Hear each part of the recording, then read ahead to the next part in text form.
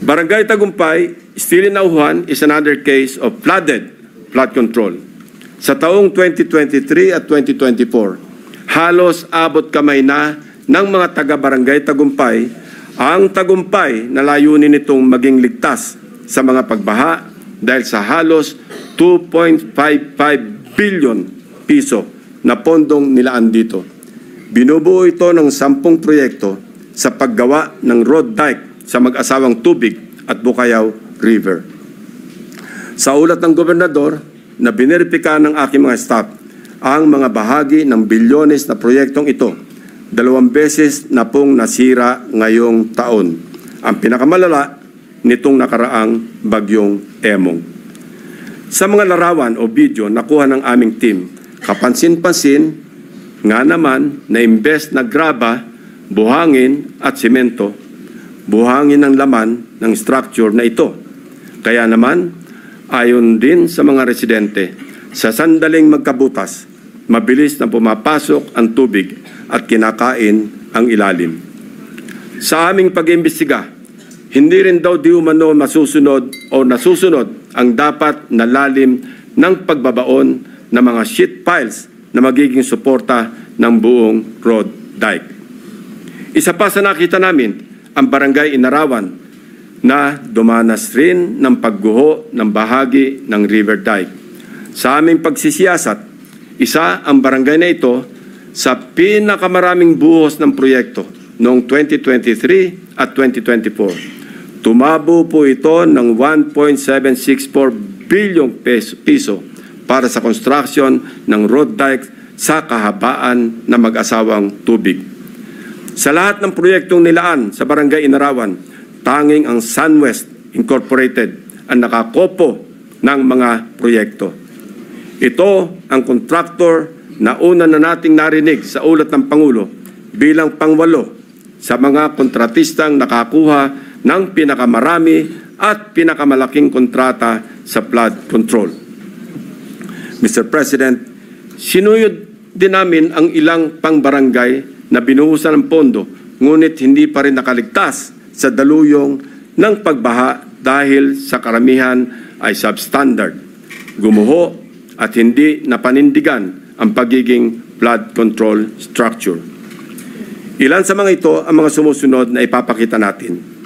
Sa Barangay Pinagsabangan 2, higit 228 million piso ang pondong nilaan, pero ang reklamo ng mga residente, putol-putol ang pagkagawa ng river control. Malaking bahagi rin ito ang gumuho ng nagdaang habagat. Sa Barangay Melgar, nirereklamo ng mga residente ang mababaw na pagkakabaon ng mga bakal sa ginagawang dike. Sa taong ito, 3 coastal road shore protection ang itinatayo na ang suma total ay papalo sa halos 693 milyong piso. Sa Barangay Arangin, mayroon ding ongoing projects na nagkakahalaga ng 109 million. Ngunit hindi pa man tapos, ay nasira na ulit dahil sa habagat. Mr. President, for 3 years, 19 billion na pondo ang ibinuhos para sa flood control sa Nauhan. Umaapaw ang pondo pero lubog pa rin sa baha ang mga Nauhenyo. Ano nangyari, Mr. President? Kaninong mga bulsa inanod ang buwis ng taong bayan?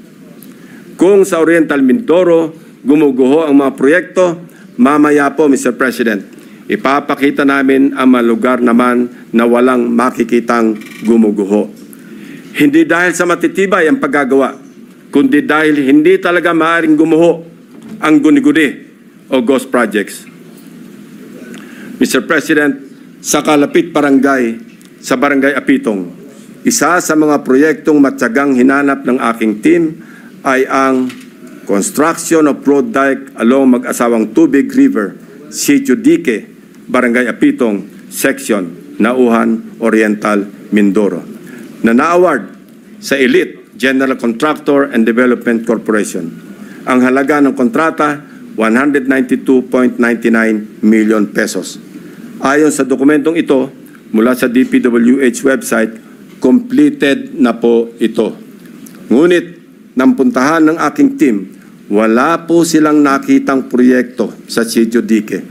Ayon din po sa pahayag ng mga residente, wala pong flood control na ginawa noong nakaraang taon sa kanilang sitio. Ang alam lang nila, mayroong gagawin pa lamang ngayong 2025. Nasaan ang halos 193 million na pondo sa Sitio Dique noong 2024? Eksakto ang lokasyon na aming pinuntahan sapagkat consistent ito sa coordinates na nakalathala sa DPWH at sa sumbong sa Pangulo website. Guni-guni o guni-guni? Mr. President, distinguished colleagues, tuloy-tuloy na po tayo sa usapang guni-guni sa mga proyekto sa lalawigan ng Bulacan. Nasabi ko nga kanina ay ang pinaka-notorious sa aming mga case studies na sa ulat na rin ng mga taga DPWH officials at insiders at ilang contractors ay minumulto ng humigit kumulang 30 guni-guning proyekto. Una sa aming pinuntahan, ang siyudad ng Malolos, kung saan kitang-kita ang labis na pagbaha sa kabila ng una ng napaulat na buhos ng pondo sa probinsya. Isa sa aming binisitang proyekto ng aking teams sa Barangay Calero ay ang construction of riverbank protection na may kontratang nagkakahalaga ng 77 million pesos. Ang kontraktor nito, base sa record, ay Wawaw Builders at tag as completed as of October 2024. Gamit ang coordinates sa sumbong sa Pangulo website, madali naming natunton ang lokasyon ng proyekto.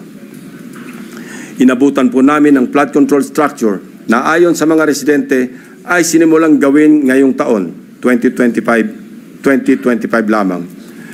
Ibig sabihin po, ang pondo nito ay nasa taong 2025, hindi 2024. Sigurado kami sapagkat iba ang contract ID nito base sa DPWH billboard na inyong nakikita sa screen.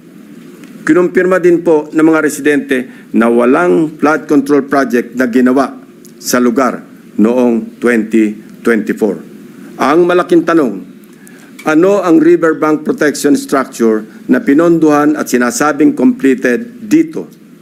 Ito po bang nakikita nating puting pader sa screen? Pader nga po yan, Mr. President. Perimeter fence ng subdivision. Mr. President, sari-saring gimmick, makapandaya lang ng milyones sa kaban ng bayan. Magtungo tayo sa susunod na barangay, Mr. President. Lula ng bangka, binagtas ng aking mga staff ang barangay Babatnin upang hanapin ang riverbank protective structure na pinondohan noong 2024. Ito ay nagkakahalaga ng 77 million pesos ulit na nakuha naman ng Darcy and Ana Builders. Mayroong flood control project na kumpirmado rin sa mga online videos na nahanap namin. Ang siste, hindi po ito ginawa noong 2024. 2018 pa po, Mr. President. Pinondohan din ito noong 2021, 2023 at 2024. Ayon sa mga residente, ang huling pagsasaayos dito ay nangyari noong 2023 na substandard din ang pagkakagawa. So, kanino napunta ang inilagak na pondo sa ilalim ng 2024 National Budget para sa proyekto na ito? Paulit-ulit ang pagpopondo kahit gawa na. Bagong style ito, Mr. President. Ilan pa kayang flood control projects ang ganito? Ang contractor nito na Darcy and Ana Builders. Nagmimistulang multo rin. Bakit kanyo? Base sa mga dokumento ng kumpanyang ito. Ito ay isang negosyo na rehistrado sa ilalim ng sole proprietorship at may address sa Cardona, Rizal. Sa pamamagitan ng simpleng pag-search sa Google Map, ay madaling makita ang gusali kung nasaan ang nasabing negosyo. Subalit, nang puntahan ng aking team ang address, ang kanilang inabutan ay gym at e-payment store sa halip na construction company. Wala na rin ang signage ng Darcy and Ana Builders sa dating nakakabit sa building. Maya-maya, ipapakita pa namin ang mga natuklasan naming proyekto na gawa o dapat ginawa ng nawawalang Darcy and Ana Builders. Sinuyod din po natin ang ilang barangay sa Hagonoy, Bulacan, na hanggang ngayon ay lubog pa rin sa tubig baha, Mr. President. Gamit ulit ang sumbong sa Pangulo website, hinugot namin ang exact grade coordinates ng proyektong aming nakita para tiyakin na sakto ang lokasyon kung saan tayo napadpad. Mr. President, the first subject project was in Barangay Carillo, Hagonoy, Bulacan. Supposedly completed on April 19, 2024. It was awarded to Darcy and Ana Builders and Trading for a sweeping price tag of 77.199 million pesos na naman. Mr. President, gusto po ba ninyo makita ang itsura ng isang 77.199 million pesos worth na riverbank protection structure? Tingnan po natin. Nasaan na nga ba? Ewan ko, Mr. President, dahil wala tayong makita. Kahit ano pang suyod ang gawin namin, hindi namin makita o mahagilap ang flood control project ng Darcy and Ana Builders. Hello, Darcy. Ang Ana and Ana, nasaan ang flood control? Tumawid naman tayo sa Barangay Abulalas, sa bayan pa rin ng Hagonoy. Silipin natin ang Tatak Darcy and Ana Builders Flood Control Project. Sinuong ng aking team ang baha sa Barangay Abulalas, Hagonoy para hanapin ang proyektong Construction of Riverbank Protection Structure mula sa Darcy and Ana na nagkakahalaga ng 77.199 million pesos na naman. Ito po ang tumambad sa amin, Mr. President. Nakikita niyo po ba ang pagkakatayo ng flood control structure?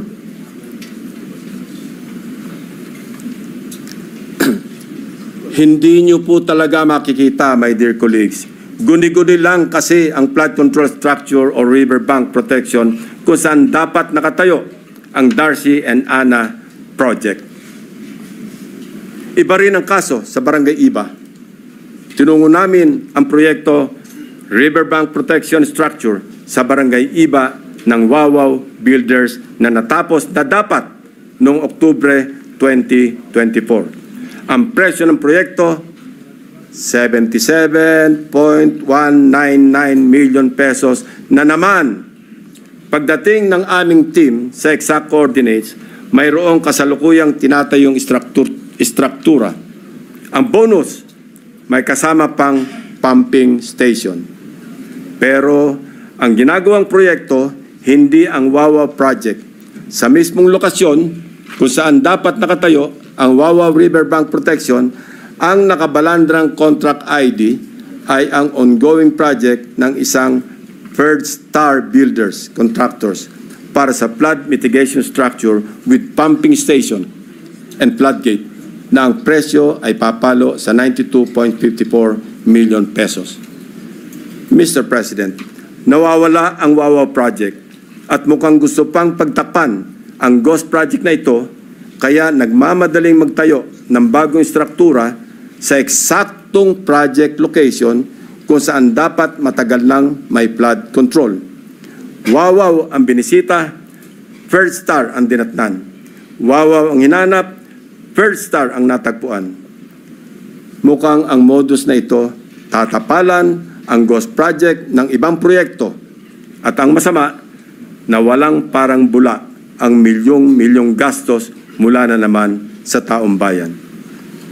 Sa Barangay San Nicolas naman, iba ang forma at hulma ng ghost project. Binisita namin ang proyekto ng Wawaw Builders na ang halaga ay 77.199 million pesos na naman.